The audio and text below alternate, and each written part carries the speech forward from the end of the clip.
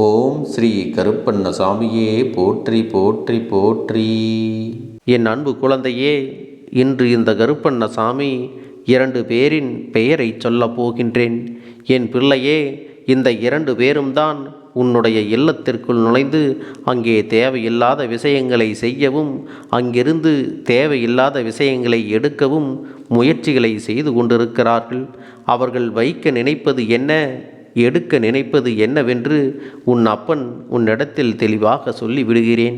என் தங்க பிள்ளையே, உன்னுடைய இல்லத்தை நோக்கி வருகின்ற இந்த 2 பேரும் யார் என்பதையும், அவர்கள் இருவருக்கும் இடையில் இருக்கின்ற உறவு என்ன என்பதையும், உன்னுடைய இல்லத்தை நோக்கி நாள்தோறும் அவர்கள் வருவதற்கான நோக்கம் என்ன என்பதையும் உன் அப்பன் சொல்லிவிடுகிறேன்.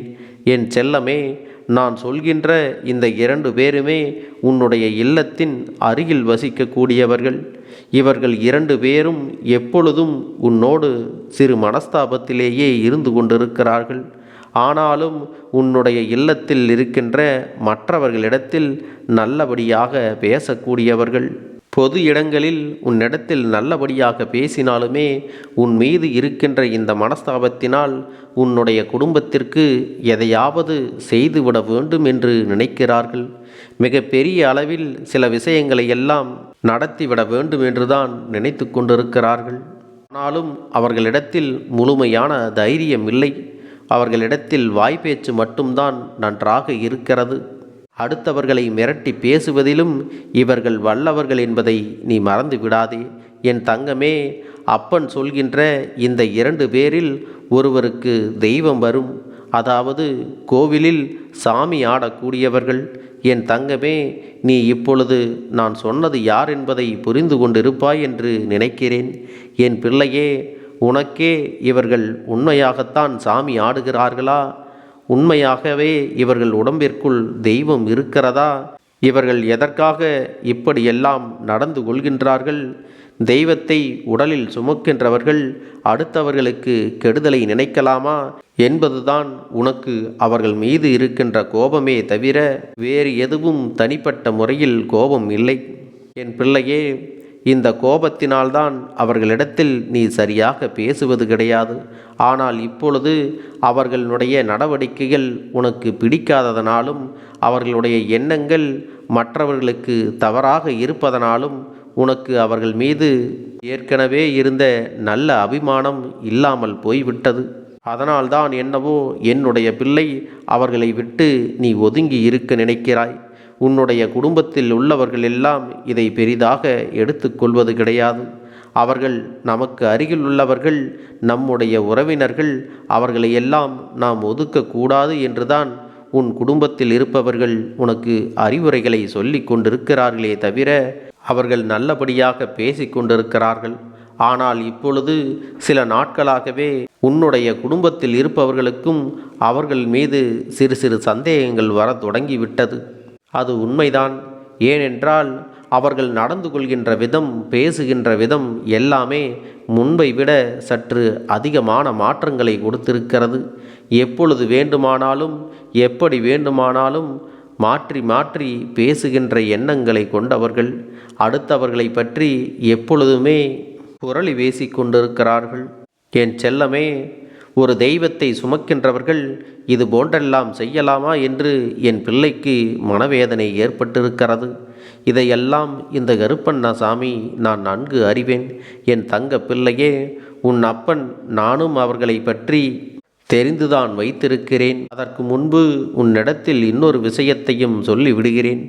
என் செல்லமே, அவர்கள் உன்னிடத்தில் உன்னுடைய இல்லத்தில் என்ன வைக்க முயற்சி செய்தார்கள் என்று சொல்லிவிட வேண்டும் அல்லவா? என் தங்கமே, அவர்கள் உன்னுடைய இல்லத்திற்குள் எதிர்மறையான எண்ணங்களை அதிகமாக வைத்திருக்கிறார்கள். உன்னுடைய குடும்பத்தில் உன்னுடைய உடன் பிறந்தவர்களுக்குள் இருக்கின்ற ஒற்றுமையை பிரிக்க வேண்டும் என்று நினைக்கிறார்கள்.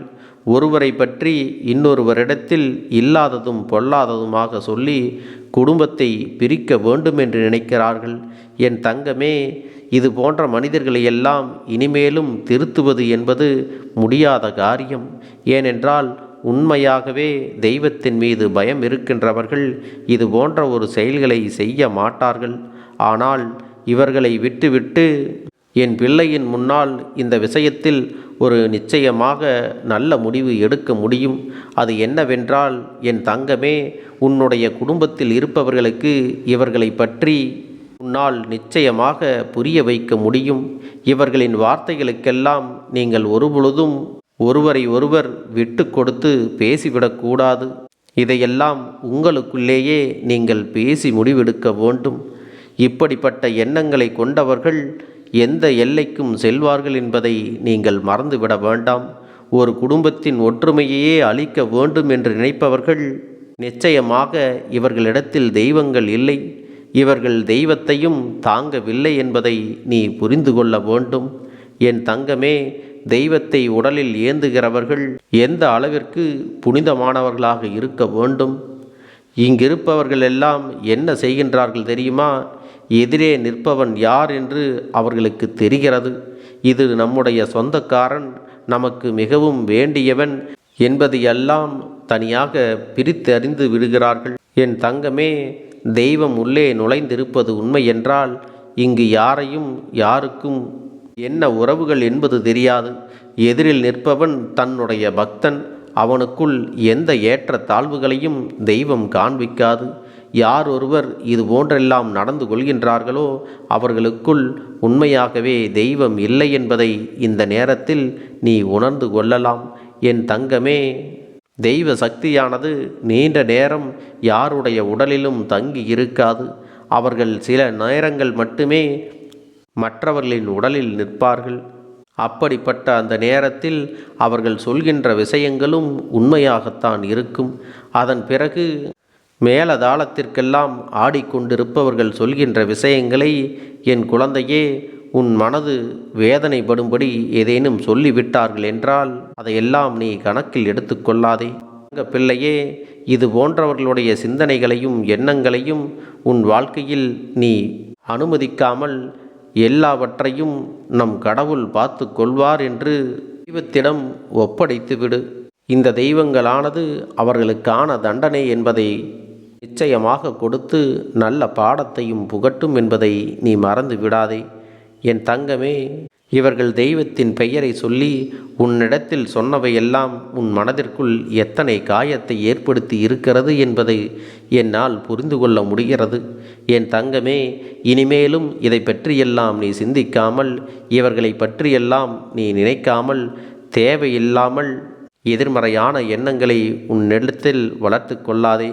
உன்னுடைய குடும்பத்திற்குள் இவர்கள் செய்ய நினைக்கின்ற விஷயங்களுக்கு ஒருபொழுதும் நீ இடம் கொடுத்து விடாதே. என் தங்க பிள்ளையே, ஒரே ஒரு முறை இவர்களின் எண்ணங்களை எல்லாம் நீ பொய்யாக்கி விட்டால் உன்னுடைய குடும்பத்திற்குள் இவர்கள் செய்ய நினைப்பது எல்லாம் முழுவதுமாக நடக்காது என்பதை நீ புரிந்து கொண்டால் போதும்.